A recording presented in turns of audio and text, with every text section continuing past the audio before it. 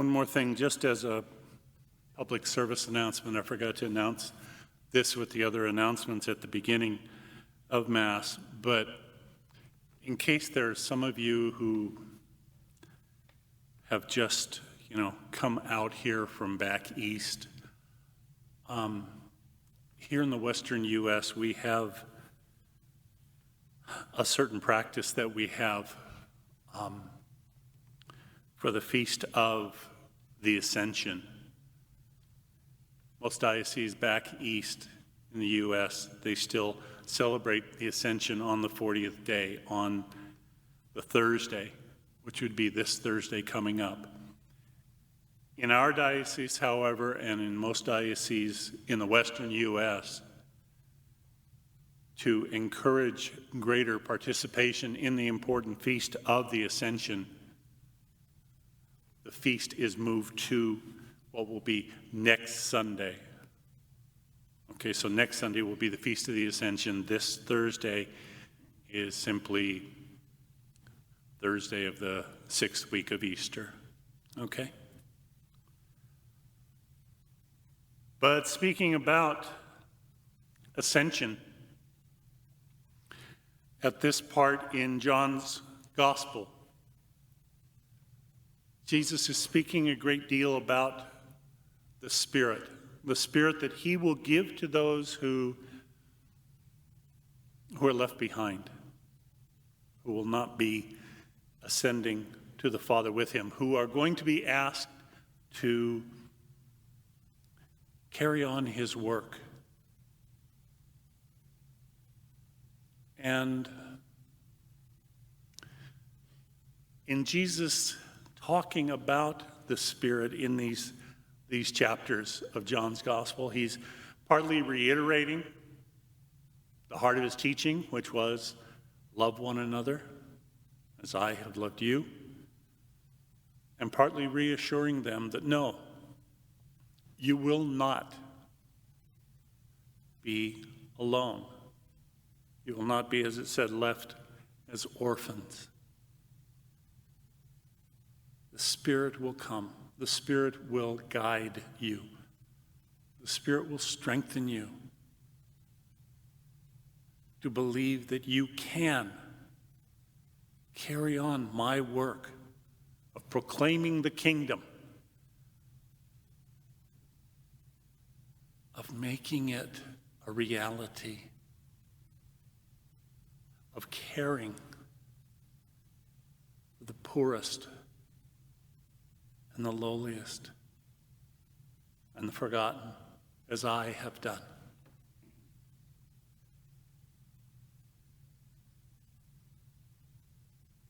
You can imagine, though, that as the disciples were having to get used to this idea that Jesus was leaving, they were feeling that sense of loss. They were feeling, how are we possibly going to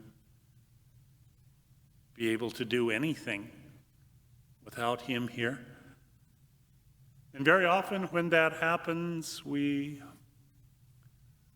can fall into a time of thinking the worst and being fearful that nobody's going to care for me or nobody's going to care about me. And so nothing else, something inside of me says, well, I'm going to care about myself. And we call that throwing a pity party, feeling sorry for ourselves.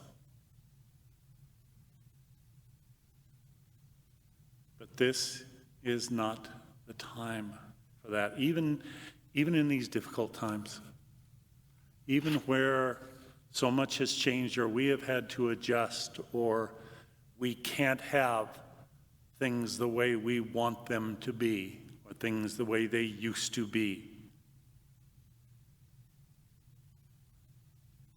This is not a time for us to feel sorry for ourselves, feel sorry about our own situation, because it takes us away from one another.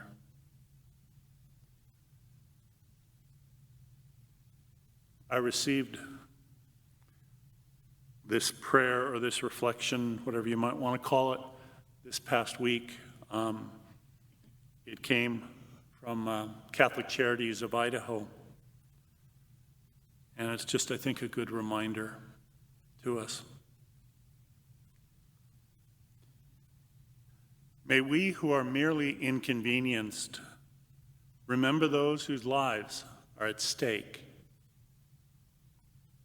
May we who have no risk factors remember those most vulnerable. May we who have the luxury of working from home remember those who must choose between preserving their health or making their rent. May we who have the flexibility to care for our children when their schools close remember those who have no options. May we who have to cancel our trips remember those that have no place to go. May we who are losing our margin money in the tumult of the economic market